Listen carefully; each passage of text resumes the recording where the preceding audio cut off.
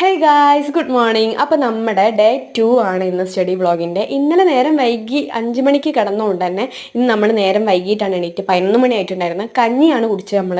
11 മണിക്ക് എണീറ്റ് വന്നുകൊണ്ട് തന്നെ കഞ്ഞി അച്ചാറും അടിപൊളിയായിരുന്നു. എൻ്റെ ഫേവറേറ്റ് ഫുഡ് ആട്ടോ ഗൈസ്. അത് കഴിഞ്ഞതിന് ശേഷം കുറച്ച് നേരം പഠിച്ചു. ആ പഠിച്ചതിന് വ്ളോഗ് ഞാൻ എടുത്തില്ല. പിന്നെ വൈകുന്നേരം ഇപ്പോൾ മാഗി ടൈം. മാഗി എൻ്റെ ഫേവറേറ്റ് ആണ് അതേപോലെ. അപ്പോൾ ഞാൻ ഇന്ന് എന്ത് ചെയ്ത് ഒറ്റയ്ക്ക് മാഗി കുക്ക് ചെയ്ത് കഴിച്ചു.